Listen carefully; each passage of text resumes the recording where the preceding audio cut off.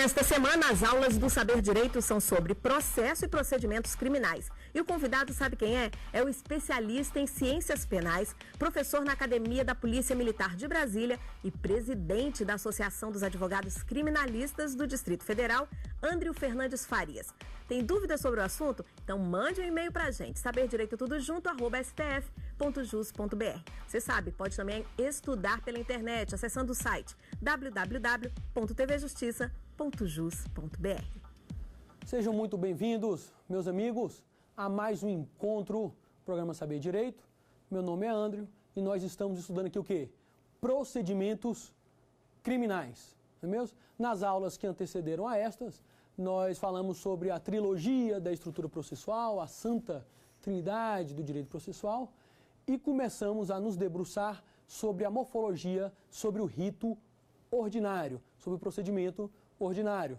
Falamos do oferecimento da denúncia, de quando deverá ocorrer o recebimento ou rejeição da denúncia, da citação, e logo após a citação falamos sobre a resposta à acusação e como nós acabamos o nosso segundo encontro. Nós acabamos o nosso segundo encontro com a indagação. Após a resposta da acusação, deve ser ouvido o Ministério Público? Após a resposta à acusação, o juiz deve ou não deve ouvir o Ministério Público antes que decida se absolve sumariamente ou designa audiência única de instrução, debate e julgamento. Então, vamos passar a responder esta indagação. Vejam, consoante nós já advertimos, se você pegar do artigo 394 do CPP ao artigo 405, que disciplinam o rito ordinário, você vai constatar que lá é claro, após a resposta, o juiz verifica se absolve sumariamente o acusado e, se não absolver sumariamente, deve designar audiência única de instrução, debate e julgamento. Mas na prática, não é mesmo? Na prática, o que muitos magistrados estão fazendo? Após a resposta à acusação, estão determinando vista ao Ministério Público para se manifestar sobre a resposta à acusação, para tão somente decidir se absolve sumariamente ou, em não absolvendo sumariamente, vai designar uma audiência. E da onde que os magistrados, qual é o fundamento jurídico, qual é o fundamento legal que, após a resposta à acusação, o magistrado vai ouvir o Ministério Público? Está lá no artigo 409 do CPP. Vamos ler o 409? Está aqui. Artigo 409, Código de Processo Penal. Aspas. Apresentada a defesa, o juiz ouvirá o Ministério Público ou o querelante sobre preliminares e documentos em 5 dias. Aí você pode falar, mas professor, por que você está falando assim da oitiva do MP? Qual é a controvérsia sobre essa oitiva do MP após a resposta à acusação? Não está aí dizendo no artigo 409 do CPP, após a defesa, deve o juiz em 5 dias ouvir o Ministério Público sobre documentos e preliminares. A questão, meu caro, é que esse artigo 409 do CPP não é previsto para o rito ordinário. É um artigo estipulado para a primeira fase do rito do júri. Lembre-se, o rito ordinário vai do 394 ao 405. 409 é rito do júri, primeira fase, sumário da culpa do rito do júri. Ué, dirá você, mas o que impede do juiz aplicar analogicamente, subsidiariamente, o artigo 409 do CPP para o rito ordinário? A grande problema, meu caro, é que, consoante nós vimos no nosso primeiro encontro, a gente fez a leitura do que eu disse que ia ser importante a gente conversar sobre isso mais tarde, do artigo 394, parágrafo 5º do Código de Processo Penal. Olha o que diz o artigo 394, parágrafo 5º. Aplicam-se subsidiariamente aos procedimentos especial, sumário e sumaríssimo as disposições do procedimento ordinário. Veja a lógica do 394, parágrafo 5º. Eu tenho um rito ordinário e todos os demais ritos vão beber do rito ordinário. Rito sumário bebe do ordinário. Rito sumaríssimo, bebe do ordinário. E os ritos especiais vão beber do rito ordinário. O procedimento do júri é um procedimento especial. Então, de acordo com a lógica do artigo 394, parágrafo 5º, os demais procedimentos vão ao rito ordinário. E o que nós estamos fazendo nesse caso? Estamos fazendo a lógica ao contrário. Eu estou no rito ordinário e depois da resposta à acusação, eu vou ouvir quem? O Ministério Público. Com base em quê? Com base no rito especial do júri, aplicando analogicamente o artigo 409. Aí alguns vão falar assim, mas qual é o problema, André? Professor, qual o problema? O problema é o seguinte, como diz o professor Auri Lopes Júnior, essa oitiva do MP após a resposta à acusação é uma réplica que desequilibra a estrutura dialética do processo. Isso é ampla defesa? Veja, tem um olhar mais apurado do rito. Se você aplicar esse artigo 409 do CPP no rito ordinário, sabe o que a gente vai ter? Seguinte. Oferecimento da denúncia. A acusação falou pela primeira vez. Depois o juiz vê se está tudo ok e recebe. 2, o juiz recebe. 3, resposta à acusação. Defesa falou por uma vez. Então veja, a acusação falou uma vez na denúncia ou queixa, defesa falou uma vez na resposta à acusação. Se você aplicar o artigo 409 do CPP, que é do rito do júri, no rito ordinário, sabe o que vai acontecer? A oitiva do MP aqui, vejam, o MP vai falar por 2 vezes. Ele vai falar na denúncia e quando da aplicação do artigo 409. E a defesa vai falar por quantas vezes? Por 1. E o que é pior? Quem falou por último, antes da decisão de absolvição sumária? Quem falou por último? Quem fez uma réplica? A acusação. Aí, eu não posso deixar de fazer a pergunta que nós estamos fazendo. Isso é ampla defesa ou é ampla acusação? Até a Espedra sabe que no processo penal a defesa tem a vantagem de falar por último. Mas do jeito que muitas vezes está sendo aplicado, o rito está sendo delineado, a acusação, por exemplo, no rito ordinário, está falando por 2 vezes, a defesa só por 1 vez, e a acusação ainda está falando por último antes da decisão do juiz. E o que é curioso, isso, né, sem falar do artigo 394, parágrafo 5º, que fala que a lógica é o contrário, e o que é curioso é o seguinte, muitos dos que defendem a aplicação do artigo 409 do CPP no rito ordinário, são os que defendem que o recebimento da denúncia deve ocorrer antes da resposta à acusação. Então é assim, para o juiz verificar se recebe ou rejeita a acusação, o juiz vai ver, vou receber a acusação e transformar essa pessoa no acusado, ele não precisa ouvir a defesa, basta ouvir a acusação. Contraditório? Não, a defesa fala depois. Depois do recebimento a defesa pode falar. A grande questão é que a defesa vai falar depois que a decisão já foi tomada. Né? Defesa fala depois que já decidiram. Aí, fala, não, defesa fala depois. Aí, quando nós vamos para frente, damos sequência ao procedimento, depois que a defesa apresenta a resposta, aí o juiz deve o quê? Absolver sumariamente. Aí fala, não, contraditório, por favor. Não, mas não tem previsão. Não, mas aplica, pega de algum lugar, pega lá do 409 do rito do júri e vamos ouvir o MP. Então é contraditório por MP, para acusação. E por que não contraditório para a defesa? Mas que princípio? Aí falam, não, na Constituição está o princípio da ampla defesa. Lembra quando nós lemos Kafka aqui no primeiro dia de aula? Recordar aos senhores mais uma vez Kafka. Entretanto, K vivia em um estado constitucional no qual reinava a paz, no qual todas as leis estavam em vigor, de modo que quem eram aqueles que se atreviam a invadir a sua casa? O que eu estou querendo dizer com isso? Está positivado. Está positivado o quê? Está lá no artigo 394, está lá no artigo 5º, inciso 55 da Constituição. Contraditório e ampla defesa. Se alguma coisa é ampla no processo penal, a amplitude é do quê? É da defesa. Aí você vê no artigo 394, parágrafo 5º. Os outros processos, né, aos outros processos se aplica subsidiariamente o rito ordinário. Nada contra, entenda, nada contra aplicar algum dispositivo de outro rito no rito ordinário. O problema que eu estou a declarar aqui é a falta de paridade. Quando eu vou interpretar para a defesa e quando eu vou interpretar para a acusação. Mas vamos dar sequência.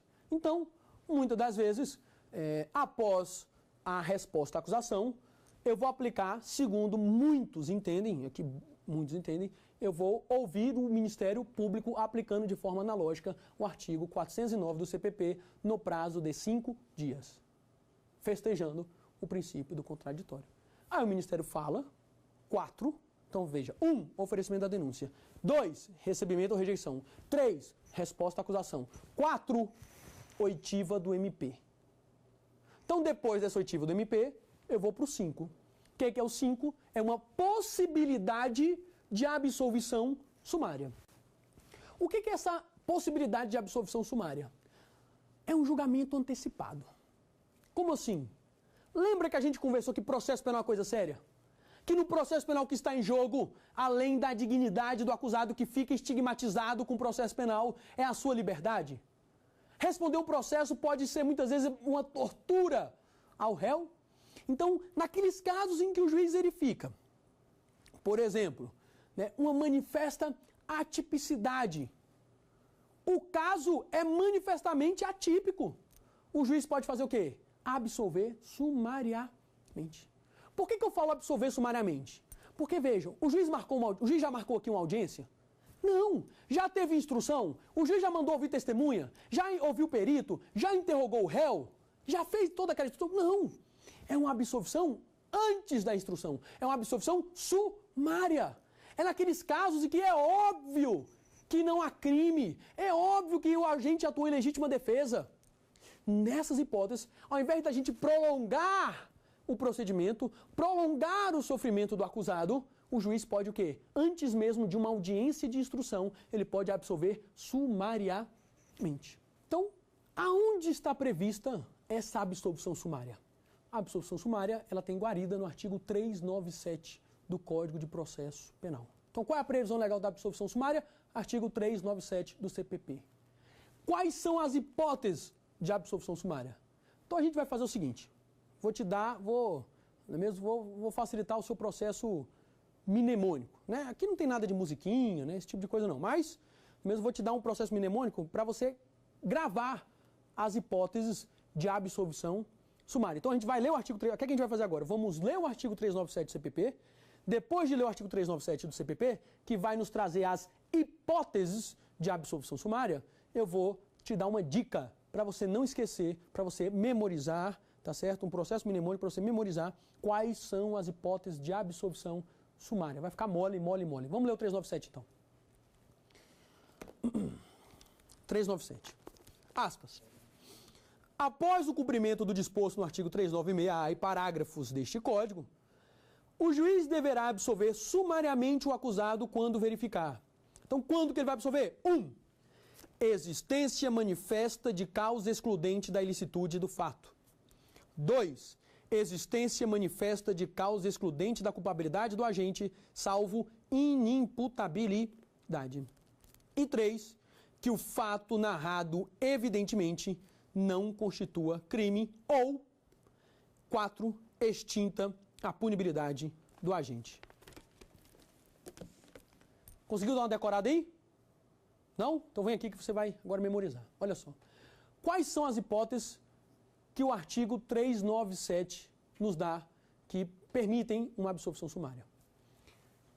Atipicidade, fato atípico, presença de causa excludente da ilicitude, presença de causa excludente da culpabilidade, salvo inimputabilidade, e a presença de causa extintiva da punibilidade. Assim, mas meu Deus do céu, como é que eu vou decorar isso? É simples. Para você punir alguém por um crime, dentro da técnica, da dogmática penal, dentro da teoria do direito penal, o que é necessário? Primeiro, conceito analítico de crime, segundo aquela teoria que prevalece o tripartite. Crime é um fato, 1, típico, mais ilícito ou antijurídico, mais culpável, e para eu punir alguém tem que ser o quê? Punível. Então vejam só, como que eu consigo punir alguém por um crime? Eu tenho um fato da vida, aconteceu o fato da vida. Tício subtraiu o carro de Mévio. Então esse fato tem que ser o quê? Típico, mais ilícito ou antijurídico, mais culpável, mais punível. Agora, coloque o verso da moeda. Contrário de fato típico, atipicidade. Ilicitude, causa excludente da ilicitude. Culpabilidade, causa excludente da culpabilidade. Punibilidade, causa extintiva da punibilidade. Então, quando que eu posso absolver sumariamente? Mole. Atipicidade, causa excludente da ilicitude, causa excludente da culpabilidade, causa extintiva da punibilidade. Por quê? Porque isso é o verso de quando que eu posso punir alguém por um crime. Quando que eu posso punir? Fato típico, ilícito, culpável e punível. Quando que eu posso absolver sumariamente? Atípico, excludente de ilicitude, excludente de culpabilidade, causa extintiva da punibilidade. Tá claro, gente? Tá claro? André, agora me dá um exemplo, e olha que a gente vai descendo pré-sal. Eu vou aprofundar porque eu sei que você percebeu. Olha, mas tem um dispositivo que fala causa excludente da culpabilidade, salvo inimputabilidade. Você vai entender isso aí. Você vai entender, fique tranquilo. Então, André, me dá um exemplo de absolvição sumária por conta da atipicidade do fato. Como nós todos sabemos, né, o adultério, por exemplo, já foi crime. Adultério já foi crime. Então, imaginem, né, que o Tício, né, a esposa do Tício vai trabalhar, ou sei lá, a Maria, como que vocês quiserem, né, a esposa do Tício, né, quando chega em casa mais cedo, faz daquela surpresa e pega o Tício em posições pouco ortodoxas com a vizinha. Maria fica desesperada. Meu Deus, não é mesmo? Ele era um príncipe, aquela coisa toda. E agora ele faz isso, corre para a delegacia. Na delegacia, instaura-se o inquérito policial para apurar um crime de adultério. Crime de adultério. Vai para o Ministério Público oferece denúncia pelo delito de adultério. O juiz recebe a denúncia e cita o acusado para apresentar a resposta à acusação. A defesa fala, o fato é manifestamente atípico. A atipicidade formal. Juiz, absolva sumariamente o Tício. Aí uma hipótese de absolvição sumária por conta da atipicidade. Outra hipótese, por exemplo, a atipicidade aqui, só uma dica para vocês aqui, ó. Essa atipicidade pode ser tanto formal quanto material. O que é essa atipicidade material? É onde incide o princípio da insignificância. Por exemplo, quando aquela conduta, quando aquele fato não ocasionou o quê? Não ocasionou relevante e intolerável lesão ou perigo de lesão ao bem jurídico tutelado. Vamos imaginar com aquele exemplo mais basilar. Eu estou vendo aqui, estou com a caneta. Então, imagine que essa caneta pertence a uma grande, né, foi uma baita coincidência. Essa caneta pertence a uma grande rede de papelaria. Vem o Tício, tá certo? Tá precisando de uma caneta, aí o Tício vai nessa rede de papelaria e subtrai a caneta. Pergunta-se, houve uma conduta? Sim. Essa conduta gerou um resultado? Sim. Esse resultado, essa diminuição do patrimônio da papelaria, né, essa subtração da caneta, adveio da conduta do Tício? Sim. Então tem uma conduta, tem um resultado, tem um nexo de causalidade.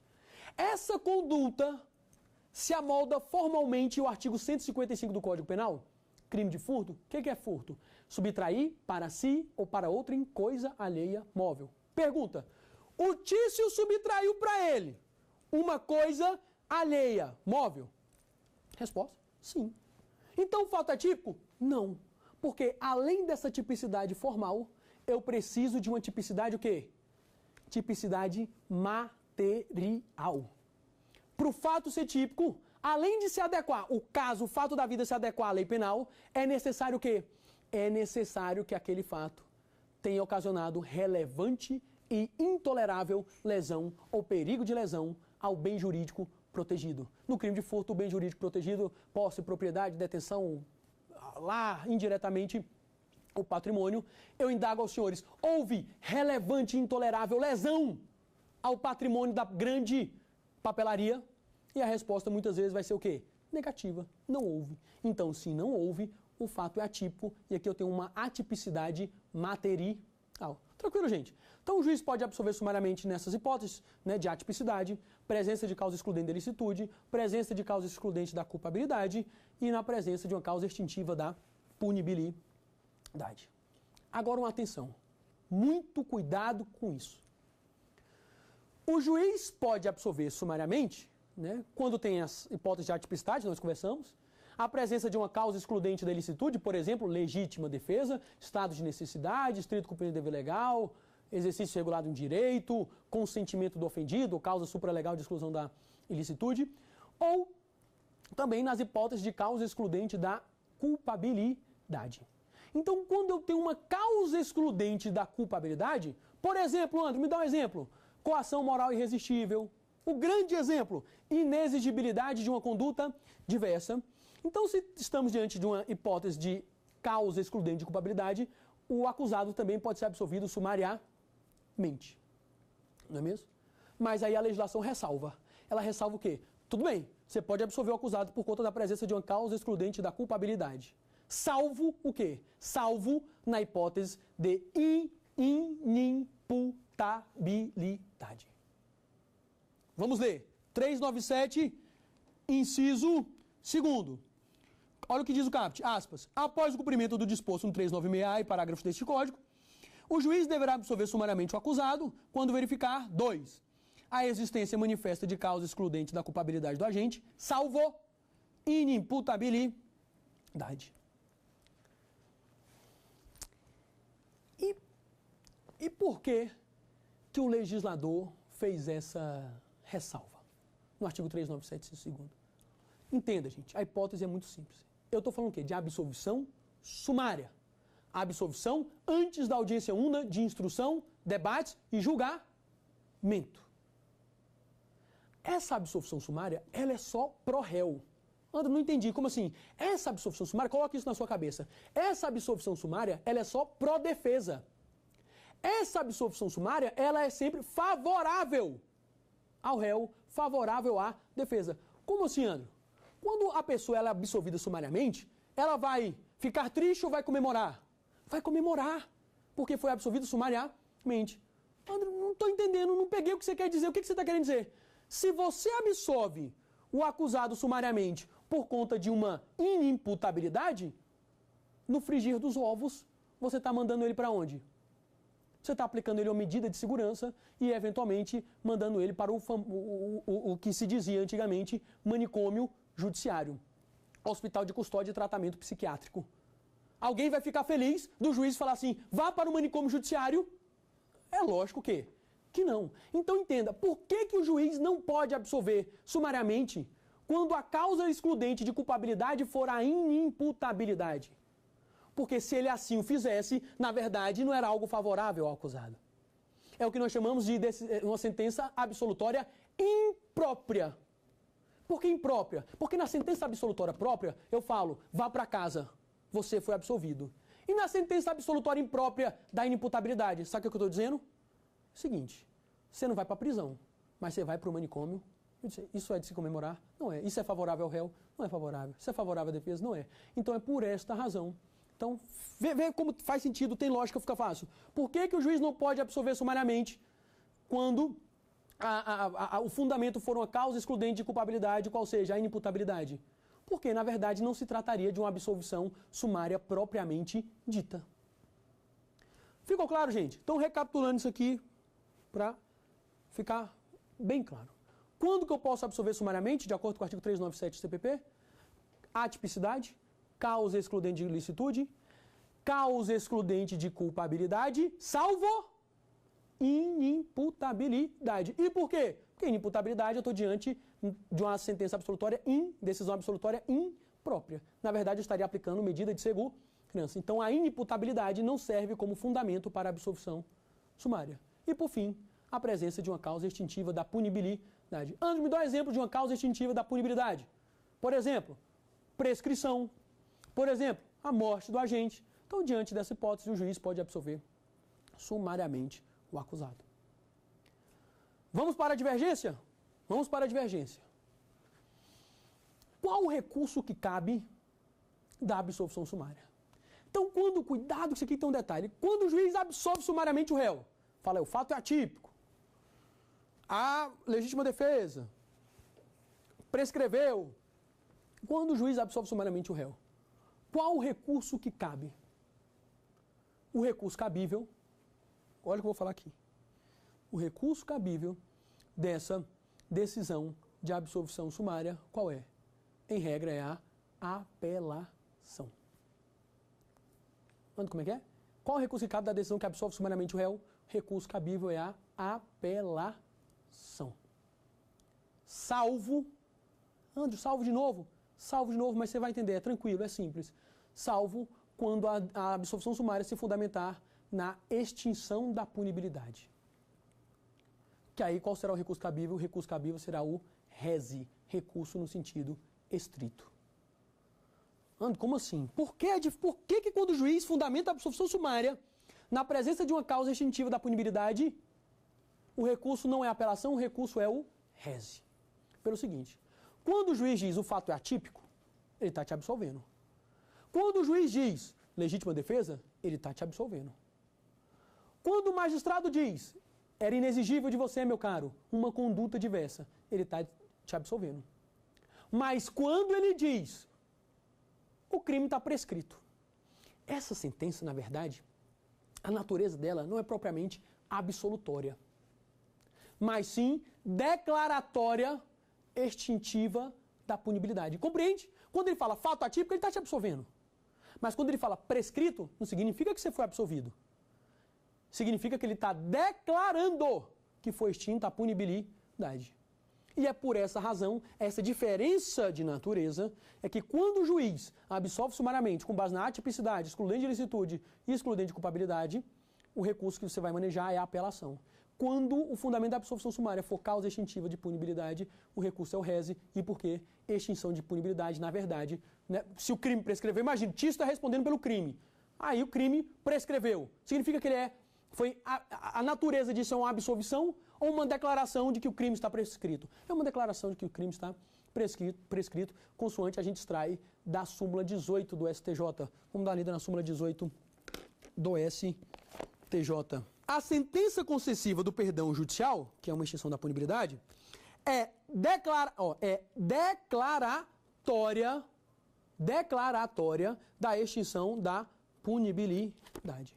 E é por essa razão que da decisão que absolve sumariamente, com base na extinção da punibilidade, nós vamos interpor o recurso no sentido estrito. Tranquilo? Estamos agora nos caminhando para o final do rito ordinário. 1. Oferecimento da denúncia.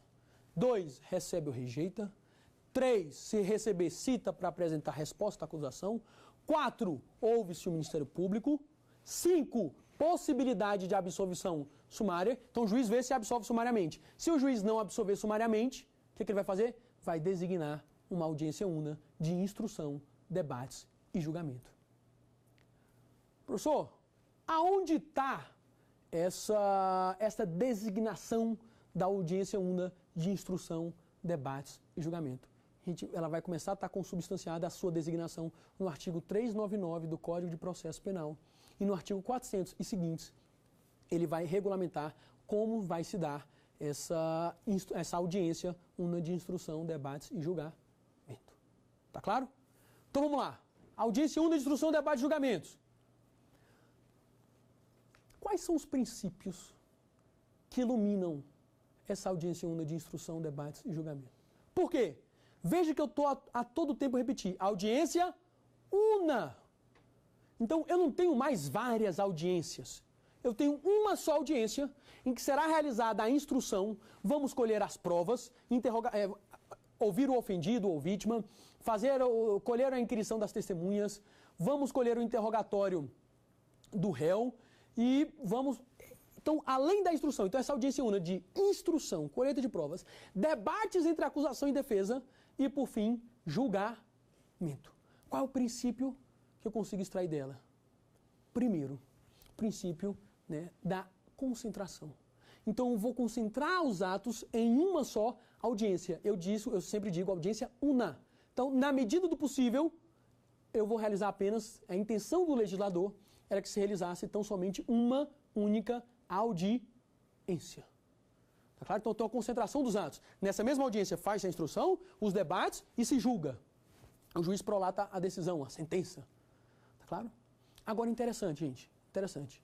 A nova dicção do artigo 399, parágrafo 2º do Código de Processo Penal, trouxe um princípio muito, mas muito relevante para a gente, muito relevante para a apuração, para um processo justo, para um devido processo legal, para um processo em conformidade com o direito. Qual é essa grande prescrição, André, previsão que trouxe o Código de Processo Penal?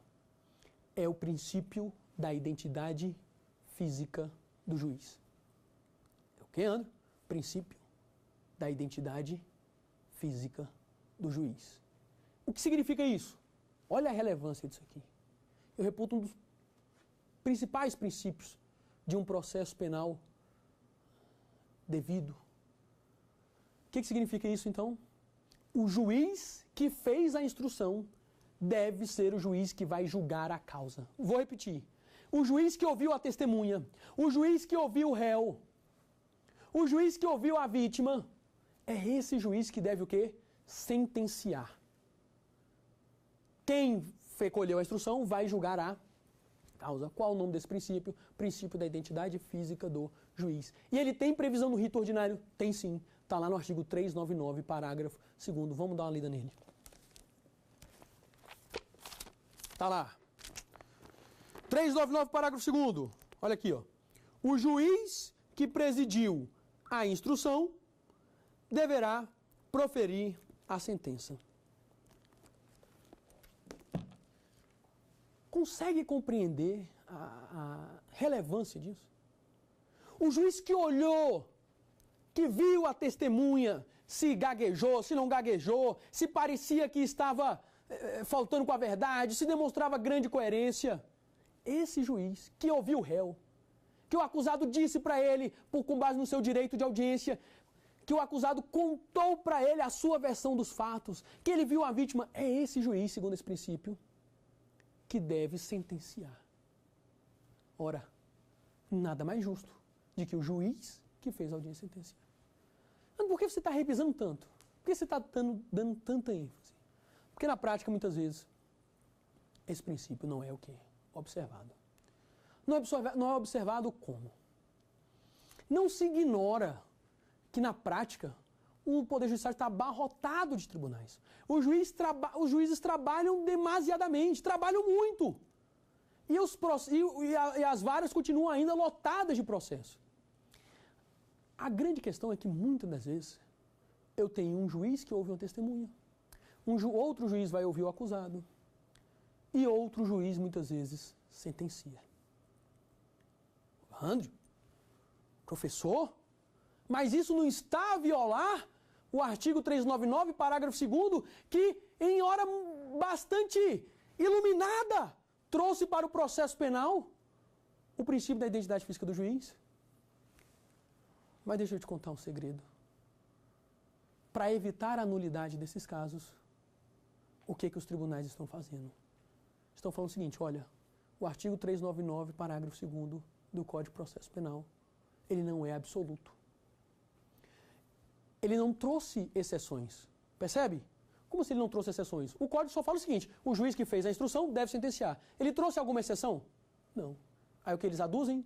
Sendo assim, vamos aplicar o artigo 132 do Código de Processo Civil no processo penal. Como, André? Já que o Código de Processo Penal só diz que o juiz que presidiu a instrução deve sentenciar, não trouxe nenhuma exceção, vamos aplicar o artigo 132 do Código de Processo Civil no processo penal. E o que é esse artigo 132 do Código de Processo Civil? Ele nos diz, o juiz titular ou substituto que concluir a audiência julgará a lide. Ora, até aqui igual ao processo penal, até aqui ótimo. Juiz que concluir a audiência julgará a lide. Mas ele bota uma vírgula e traz a expressão salvo. E aqui é que mora o perigo. Que ele fala salvo. Salvo quando? Salvo se estiver convocado. Então, se o juiz está convocado, tranquilo. Ou licenciado. Aí vem a terceira hipótese, que é de arrepiar. Afastado por qualquer motivo, promovido ou aposentado. Casos em que passará os autos para o seu sucessor. Então, perceberam o que o artigo 132 do Código de Processo Civil ele nos traz? se o juiz estiver convocado, licenciado, promovido ou afastado por qualquer motivo, ele pode passar o caso para o seu quê? Sucessor. E aí o acusado perde um dos seus direitos mais fundamentais, eu diria, dele ser julgado pelo juiz que colheu a sua oitiva, o seu interrogatório. Veja, eu costumo dizer que o princípio da identidade física do juiz, ele tem um núcleo duro, que é o direito de audiência. Como assim, André? Veja, identidade física do juiz é o quê? O juiz que fez a instrução, ouviu o testemunho, ofendido, acusado, deve sentenciar. Mas eu tenho um núcleo duro. Qual é esse núcleo duro? O juiz que colheu o interrogatório do réu tem que sentenciar. Porque é o direito de audiência que está previsto. Que direito de audiência? O que é o direito de audiência? É o direito que o acusado tem de contar para o juiz da causa a sua versão dos fatos. Ora, se você está sendo acusado de um crime, não queria olhar no olho daquele que vai te julgar e contar para ele por qual razão deve ser absolvido, por qual razão a acusação é improcedente. Então é por isso que eu entendo que não é que não se pode aplicar o artigo 132 do CPC no processo penal, mas tem que se tomar muito cuidado. Mas qual a saída então que você propõe? Que seja que quando o magistrado não for julgar a causa, aquele que presidiu a instrução, aquele que colheu o interrogatório do réu, que ele justifique por escrito os motivos por que não está julgando aquela causa. Porque, do contrário, eu vou ter fulminado o princípio da identidade física, fulminado o direito de audiência.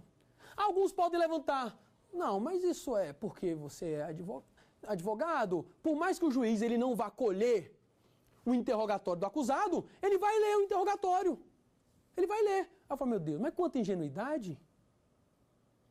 Eu estou tratando da liberdade de uma pessoa que pode ser condenada pelo, aqui no caso, por um estupro, por um furto, por um roubo. É algo seríssimo. E você vai subtrair dessa pessoa o direito de narrar ao juiz da causa a sua versão dos fatos? Como assim? Por que você entende que é seríssimo se vai ter o depoimento? Ora, é a mesma coisa ler um depoimento e presenciar um depoimento? É a mesma coisa? É muito diferente. Papel não gagueja. Papel não fica nervoso. Papel não parece mentir. Ora, basta para fazer experiência, tem 2 pontos. Quer fazer experiência? Veja a letra de uma música. Leia a letra de uma música. É a mesma coisa que ouvi-la? As pessoas se expressam de forma diferente. Que visão reducionista é essa? De querer entender que a pessoa se expressa só com o que foi escrito no papel. O ser humano muitas vezes se expressa muito mais com gestos, com o olhar, com a sua postura. Então, quando o juiz que não viu o acusado, que não colheu seu interrogatório, ele julga, ele pegou só uma parte do interrogatório.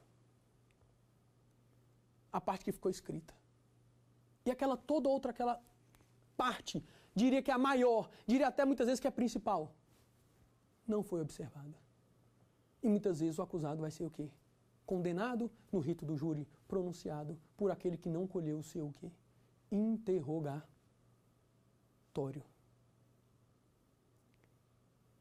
Tranquilo, gente? Tranquilo? Então, essa é a relevância que eu costumo reputar do princípio da identidade física do juiz.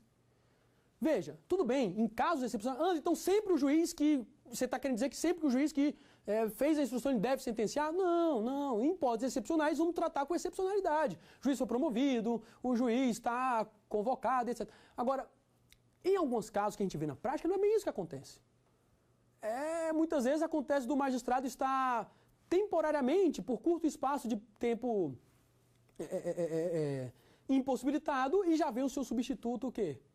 E julga a causa. Então, qual é a solução que nós achamos ponderada, razoável? Não dá para o magistrado que realizou a instrução sentenciar? Então vamos justificar por escrito. Tá claro? Tranquilo, gente? Então, primeiro, um dos princípios que traz agora o Código de Processo Penal, lá no artigo 399, parágrafo 2º, é o princípio da identidade física do juiz, e nós vimos aqui a suma relevância. Então, vamos passar agora à audiência una, de instrução, debates e julgamento. Então, chegamos na audiência. Primeira pergunta. Qual é o prazo em que essa audiência deve ser realizada no rito ordinário? No rito ordinário, esse prazo é de até 60 dias. Então, essa audiência única de instrução, debate e julgamento deve ser realizada em até 60 dias. E aí você vai indagar, mas como é essa dinâmica? Como é que é? Eu chego na audiência de instrução, debate e julgamentos, como é que é a sequência de atos? A sequência de atos está lá no artigo 400 do Código de Processo Penal. Vamos dar uma lida nele. Na audiência de instrução e julgamento, a ser realizada no prazo de 60 dias, proceder-se-á a tomada de declarações do ofendido, a inquirição das testemunhas, arroladas pela acusação e pela defesa. Nesta ordem, ressalvado o disposto do 222 deste Código, bem como o esclarecimento dos peritos, acareações, reconhecimento de pessoas e coisas, interrogando-se em seguida o acusado. Ande, muita informação. Calma, vai ficar tranquilo. Então, como que é a sequência de atos da audiência única de instrução, debates e julgamento? Então, primeiro, o que vai ser colhido? As declarações do ofendido. Quem é o ofendido? A vítima. Então, o primeiro ponto na audiência única de instrução, debate e julgamento é colher o depoimento do ofendido, daquele que foi a vítima. Tá, colhi o depoimento do ofendido. Faço o que agora? Então, audiência única de instrução e debate e julgamento. Vamos colher as declarações do ofendido. 2. Qual é o segundo ponto? Inquirição das testemunhas, arroladas pela acusação e pela defesa. Você percebeu o que o Código falou? Nesta ordem. O que isso significa nesta ordem? Primeiro vamos ouvir testemunha de acusação. Depois de ouvir testemunha de acusação, vamos ouvir testemunha de defesa. Tá claro, gente? Primeiro acusação, depois defesa. Eu posso ter inversão nessa ordem? Eu posso ouvir uma testemunha de defesa antes da acusação? Apenas em 2 hipóteses isso será possível. Primeira hipótese é se a defesa concordar. Se a defesa concordar, você pode ouvir uma testemunha de defesa antes da testemunha de acusação. Aqueles que não têm contato com a prática podem perguntar, mas por que a defesa autorizaria ou quando que uma testemunha de defesa seria ouvida antes da acusação? Imagine que no caso, para apurar se Tício subtraiu o veículo de Mévio, tá claro? Tício subtraiu o veículo de Mévio. Imagine que a acusação pública arrola João e Maria. Tício subtraiu o carro de Mévio.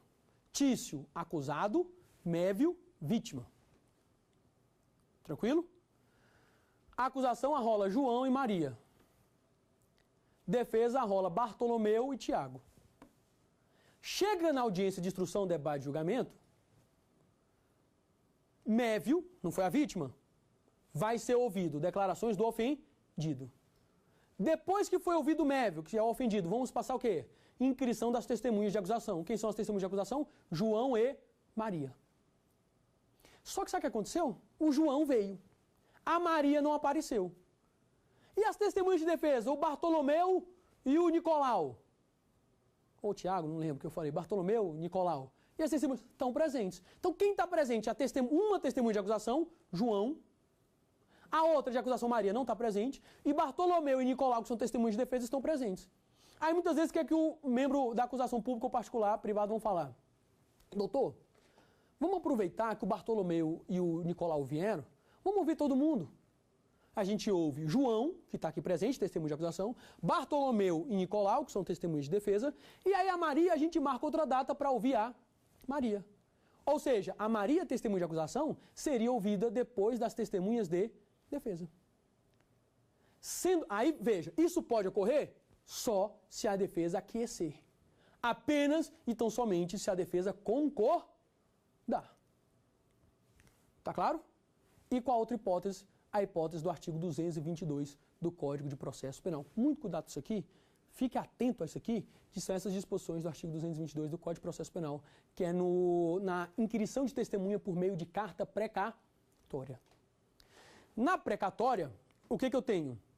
Eu tenho um juiz deprecante e um juiz deprecado. Tá claro?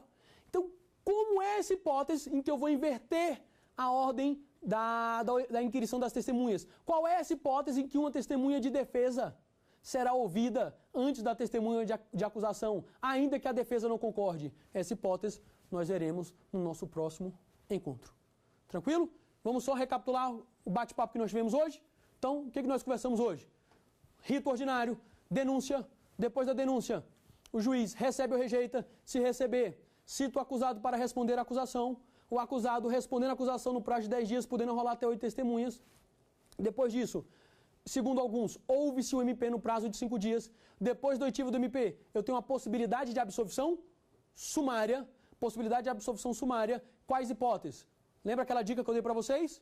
Para punir alguém por um crime é necessário que o fato seja típico, ilícito, culpável e punível. Quando que eu posso absolver sumariamente?